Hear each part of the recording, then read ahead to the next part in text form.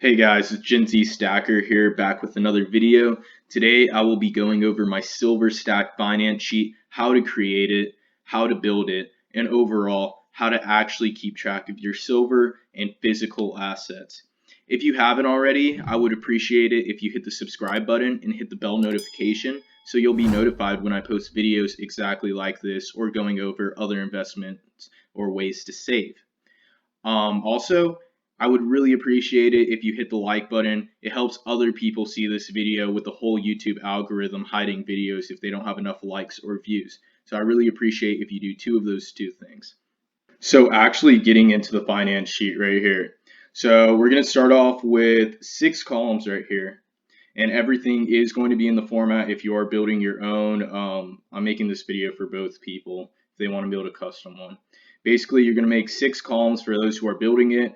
For those who aren't, start filling in columns such as this: purchase date.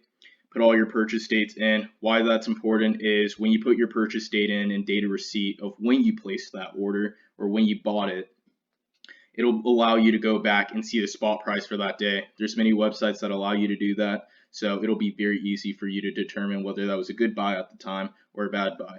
I personally like doing that because it allows me to be accountable of what I'm spending. Ounceage right here, same thing right here. These are just values that you're placing in, so it fills in other boxes like total ounceage, average cost per ounce, and yearly goal ounceage left. So right here, you're going to plug in your numbers. Again, this is how you add a box. It'll just be insert row right there, and you'll be able to add another row where you can fill in information.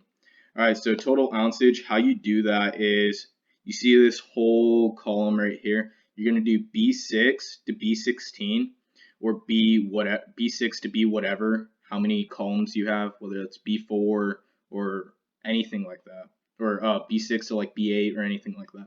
So what you're going to do is you're going to do equal sign, capital sum, parentheses, B6, and then semicolon B16.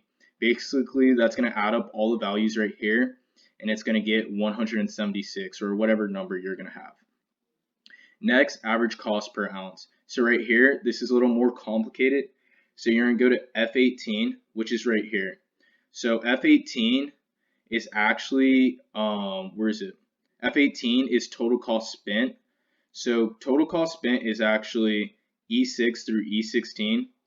So it's all of this in red, my cost spent, added up, and that's the number that I've spent totally on physical assets, silver basically. And then when we go back to the average cost per ounce, we do the B18 or F18 right here, total cost spent divided by B18, which is total ounceage. So that's going to give our average cost per ounce, which for me is 1540. So I think that's pretty great that it's that low. If it's higher than that, awesome. Or not awesome, that's kind of bad, but you know, it'll start to help you see how much you're spending and if you're making good buys or bad buys. Yearly goal ounceage left. I left this in. This is simply just connected. My goal right now is 200. Then I just subtract B18 right here, total ounceage I have. I simply just left this because I like to have yearly goals and money that I can save to start buying stuff like this. So it's just beneficial for me to know how much I have left and how much money I need to set aside. That's all that is. Now going back to item, it's specific that you put your item and what it was on the receipt. If you bought it from a private buyer, I highly suggest that you find that item or the year or anything that you bought. Make sure it's specific of that item, because when you go to sell it, which if you're a flipper, stacker, if you don't know what a flipper is and you're new to this, a flipper is somebody who will buy a piece, say like 4 months ago or like a year ago, and it might be like a numismatic piece, which numismatic means that it gains value, like a coin from 2011, and now it's worth like double the price, anything. So that's what a flipper does. Back to the actual video for those who already know that stuff, sorry. But yeah, this is specific because when you go to sell, or if you go to sell, you know how much you might be getting for that, or you know you can say that to the private buyer. It's good for marketing and stuff like that. If you're going to go sell, you want to know the exact piece you're selling. Seller, including kind of the same thing, going back to selling or how much you spent. As you can see, I have a lot of JM Bullion and Scottsdale Mint, both which are great sites to buy off of. I include seller because I can see or compare it to the prices that they already have. For example, one of my Fiji coins, 2018 Fiji Pacific dollar, 1 ounce silver coin. I compared it a couple months ago, I would say like 2 months ago, on how much it cost. So it cost me, I bought 2 of them, it was around 14. That's just the added version of 2 of them. It was around 14, and now it's being sold for like $20 a piece. So as you can see, that was a great deal. And of course, that was when silver was about $11 to $12 spot price, and the premiums were super high, but I thought that was a great buy. Okay, so total cost spent. I don't know if I've gone over this already, but that's the equation right there that you plug in. Total value, it's going to be B2 to C3. So what it means when you do that semicolon right there, where's it, B2, 63. What you do when you do that semicolon right there, it'll group both of these boxes as one, and then it'll multiply that to B18. So it's going to group that as one, and then multiply this to total ounceage, and then that's going to give us our total value. Again, rough estimate. Total value, I don't know if that's the exact total value. It doesn't take into account numismatic value. It's just taking into account weightage and also how many ounces I own. That's it. So as you can see, it's like $3,157 for all of that. And yeah, that's the equation for that. Again, it's right here. Feel free to rewind the video if I'm going too fast, or drop a comment if you don't know how to do something. I will help you.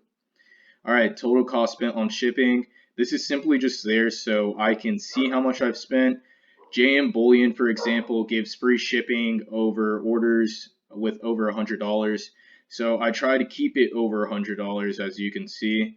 Example, that was an over $100 with Scottsdale Mint. You see, $6.50 on shipping. That may not sound like a lot to some people, but when you're ordering prices or packages multiple times and you're making, different orders, example, buy 2 things from Scottsdale twice a month, that's $12 already spent on shipping. That's literally like half of spot price. So yeah, does matter. As you can see, I've only spent $40, almost $40 on shipping. I kind of hate that, trying to keep my shipping cost to 0 in the future. But yeah, that's why that's important to me. Total dollar change. This is super important. It shows how much you've actually gained on this investment.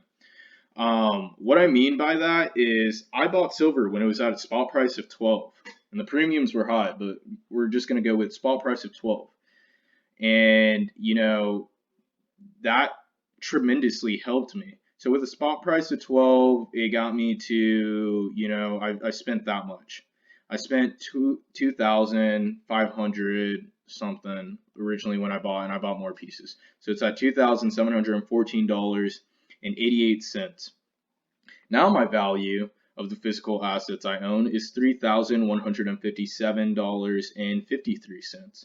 I have gained $442.65 over just the course of, let's see, April, May, June. Over the course of 3 months, almost 4 months, I've gained $442, almost half a grand.